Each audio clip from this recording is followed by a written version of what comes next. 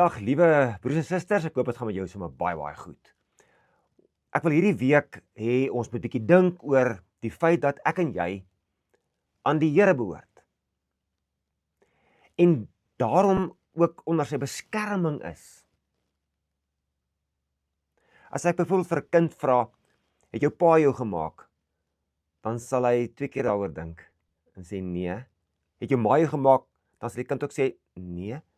Maar as ek vra, het die Here jou gemaak? Dan gaan die kind sê natuurlik.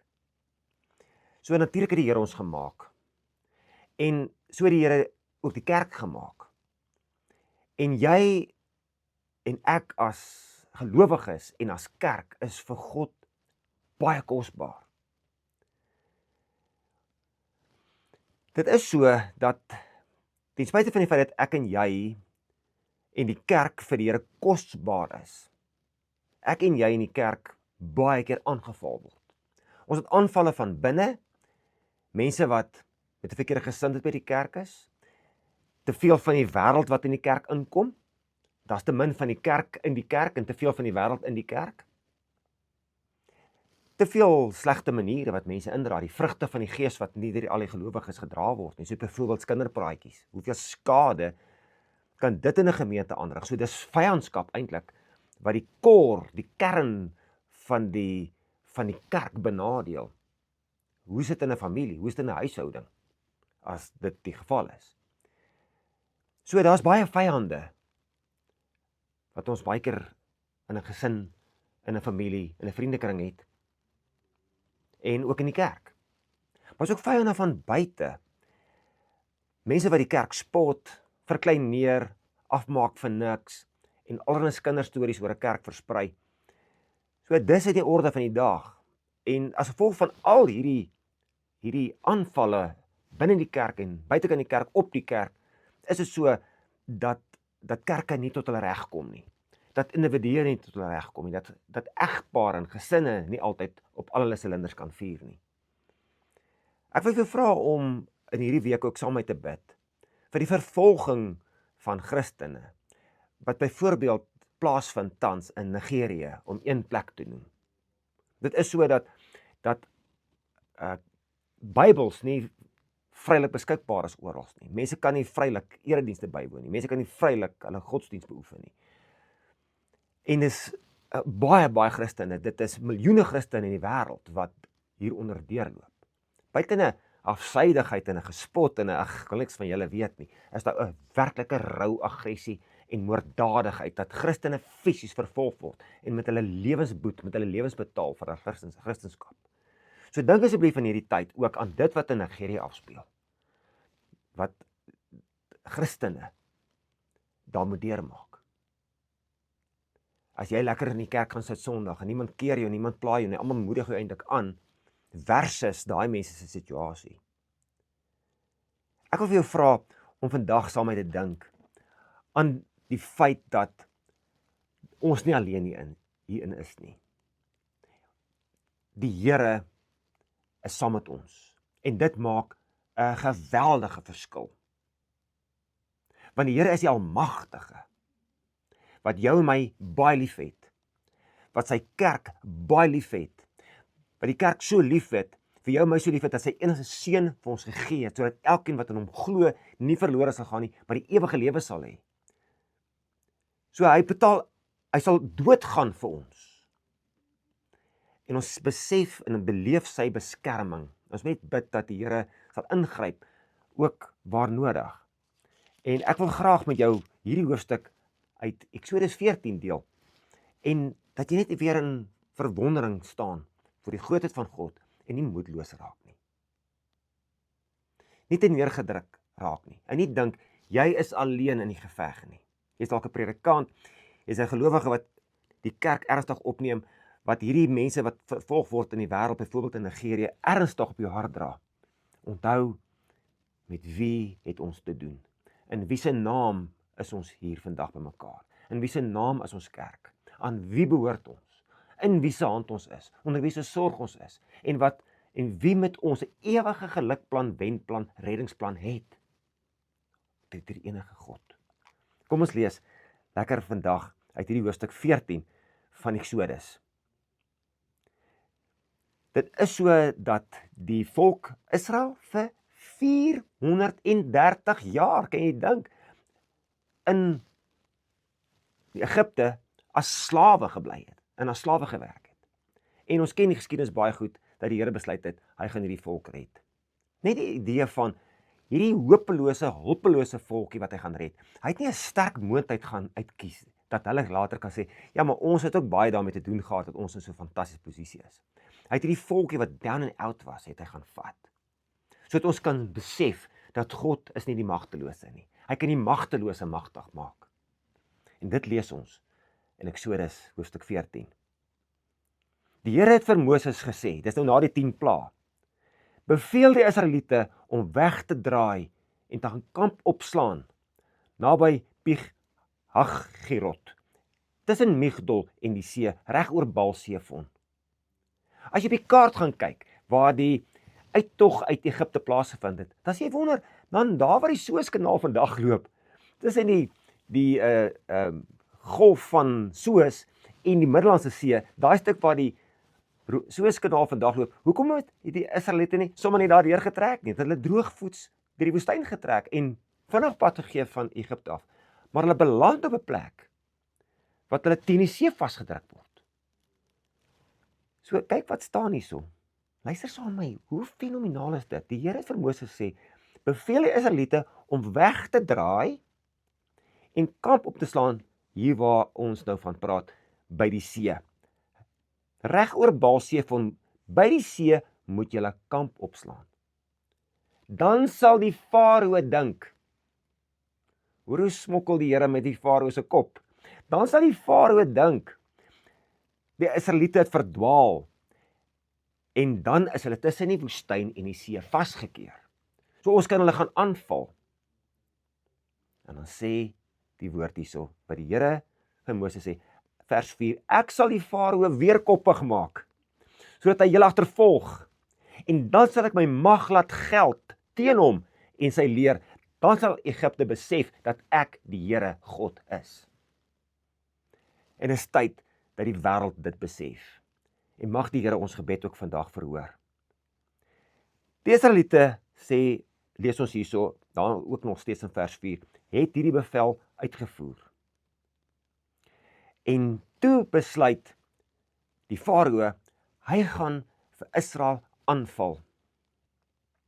En lees mooi, Israel is nie gewapen nie, hulle is nie 'n georganiseerde weermag nie, en kyk wat moet hulle trotseer. Die Farao, daar by vers 7, het sy 600 beste strydwaans gevat, as ook al die ander Egiptiese strydwaans. Hoeveel dit ook al was. Elkeen met 'n bemanning van 3. So die beste strydwaans, honderde van hulle,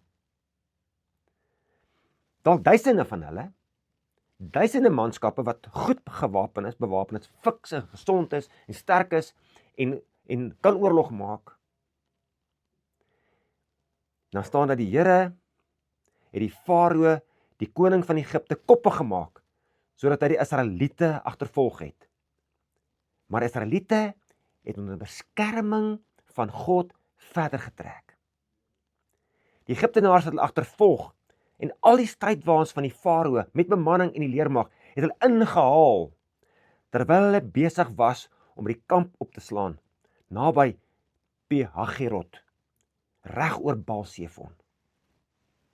En kyk nou net wat gebeur met jou en my, as ons hierdie gesig sien, van hierdie duisende oorlogwaans, strydwaans, en gewapende soldate wat op ons afstorm, ons magteloos vasgedruk in die see, ou mense, vrouens, kindertjies. Ons probeer net oorleef in die woestyn, en hier storm hierdie weermag op ons af. Toe die Farao naderkom, sien die Israeliete skielik die Egiptenare sit hulle agterna. Die Israeliete het baie bang geword en benoud na die Here geroep. Hulle het vir Moses gesê, hulle het verwytend vir Moses en vir God gesê, is daar nie 'n begraafplaas in Egipte nie, dat jy ons moet saamsleep om in die woestyn te sterf? Wat het jy ons aangedoen, dat jy ons uit Egipte laat trek het, Moses? Ons het mos in Egipte al gesê, los ons sal die Egiptenare se slawe bly. Dit is vir ons beter om vir hulle te werk, as om in die woestyn doodgemaak te word. En dan vers 13. Maar Moses het die volk geantwoord. Moenie bang wees nie. Moenie bang wees nie. Blykbaar staan, moenie bang wees nie, moenie bevrees wees nie, moenie bewe nie, staan 365 keer in die Bybel. Elke dag van die jaar vir jou om my te weet, moenie bang wees nie, moenie bewe nie, moenie bevrees wees nie, moenie beangs wees nie. Staan vas. Kyk hoe die Here julle vandag gaan red. Want soos julle die Egiptenare nou daar sien, sal julle hulle nooit weer sien nie. Hoor die woorde. Soos julle die Egiptenare daar sien, wat hulle reg is vir julle en julle agtervolg, gewapen tot die tande, aggressief, moorddadig, moordlustig, bloeddorstig. Julle sal hulle nooit weer so sien nie. Bly julle maar net kalm. Die Here sal vir julle veg. Die Here sal vir julle veg. Vat dit asseblief vandag. Die Here sal vir jou veg. Die Here sal vir die kerk veg. Die Here sal vir die Christendom veg. As 'n liedjie waarmee ek groot geword het in die kerk, 'n psalm wat so gaan: hou Christus self sy kerk in stand, vergeefs die hel se woede. En ek kry daai refrein in my kop, die laaste ruk wat 'n mens so bekommerd is oor wat byvoorbeeld in Nigerië aangaan. En dan staan daar die volgende, wat het die detail van wat God gedoen het, daar by vers 19. Die engel van God, wat altyd voor die Israeliete uitbeweeg het nou agter hulle in beweeg.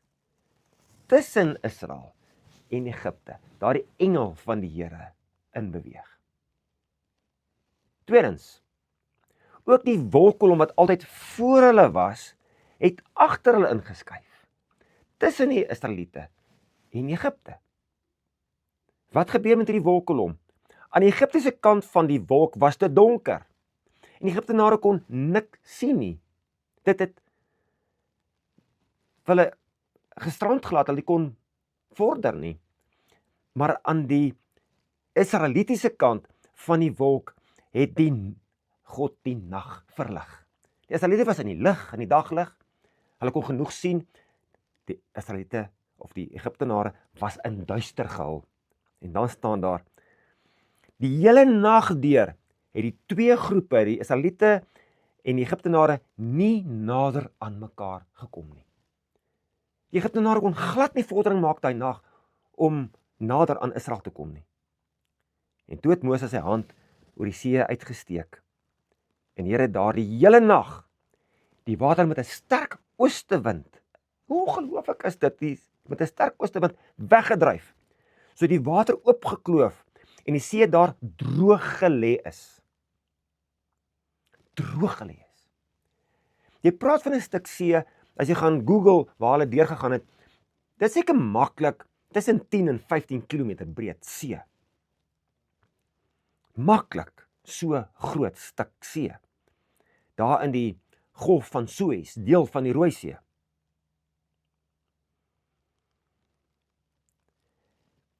Die Israeliete het op droë grond deur die see gegaan. Die water het weerskante van hulle soos 'n muur gestaan. Wat kan God alles doen? Die Egiptenaars het hulle agterna gesit. Die farao se perde, strydwaans, bemanning en almal is agter hulle die see in. In die vroeë môre het die Here egter uit die vuur en die wolkkolom afgekyk op die Egiptiese leer en verwarring onder hulle gesaai. Kyk die detail van God se betrokkenheid by Israel. Hy het die wiele van hulle strydwaans laat afval, sodat hulle skaars kon beweeg. Toe sê die Egiptenaars vir mekaar, ons moet wegkom van die Israeliete af, want die Here veg teen Egipte. Maar die Here vir Moses sê, steek jou hand uit oor die see, so die water oor die Egiptenaars, oor hulle strydwaans en oor die bemanning kan stroom. Vers 28. Toe die water terugstroom, was die strydwaans en bemanning, die hele leermag van die farao, wat agter die Israeliete aan die see in is, toe onder die water. Daar het nie een oorgebly nie. vers 34. Toe Israel sien hoe kragtig die Here teen Egipte opgetree het, is hulle met ontzag vervul en het hulle in die Here geglo. Laat ek en jy ook met ontzag vervul wees. En kom ons hou aan om in die Here te glo. Want die feit bly staan, ek en jy wil nie God se vyand wees nie. As hy teen jou is jy in die donker. As hy teen jou is jy toe onder die water. As hy teen jou is, gaan jy 'n plek beland waar daar geween is en geknars van tande. Die hekke van die hel wag vir iemand wat teen hom is, wat sy vyand is. Hy's nie enige iemand se speelmaatjie nie. God tree self in. God tree self op. God is nie magteloos soos ek en jy in die kerk baie keer is nie. Hou Christus self sy kerk in stand. Ja, vergeefs is die hel se woede. Net God kan doen wat God kan doen. Net God kan doen wat God kan doen. Hy gryp op unieke maniere in ons lewens in. Ons kan almal ons lewensmotors se triespieëls kyk as ons sê, "Joh, daar was die Here regtig teenwoordig." By daai hospitaalbed, in daai intensief, in daai ongeluksituasie, daar toe ons aangeval is, die Here was daar. En die Here is steeds by ons. Mag die Here ook by jou wees, by jou gemeente wees, by ons kerk wees, by ons Christene wees wêreldwyd wat vervolg word, en mag die Here ons gebed verhoor vandag as ons bid, van sy hand oor ons, en sy ingrype tot redding van sy volk. Kom ons bid saam. Here, baie dankie dat ons hierdie wonderlike woord kan lees uit Eksodus 14, en dat dit ons so verras, so opnuut verras, en herinner aan u grootheid, aan u krag, aan die detail waarmee u by ons betrokke is. Here, maak ons sintuie oop vir die feit dat u na ons kyk, dat u nie een oomblik van ons af wegkyk nie, dat u nie een van ons gebede mishoor nie. Wil ons lewens instap en ingryp op u manier, en ons bevry van die bose, ons bevry van die Satan, bevry van die aanslag op ons geloof, ons kerk en die Christendom. Dat ons in staat sal wees om u koninkryk verder te kan uitbou oor die lengte en breedte van u skepping. Here, ons kom na u toe in diep afhanklikheid. Wil u oor ons ontferm, sodat ons nie bang te wees nie, maar te weet, ons God besit alle mag in die hemel en op aarde, en hy veg vir ons. Amen. Seën vir jou, ons praat weer, totsiens.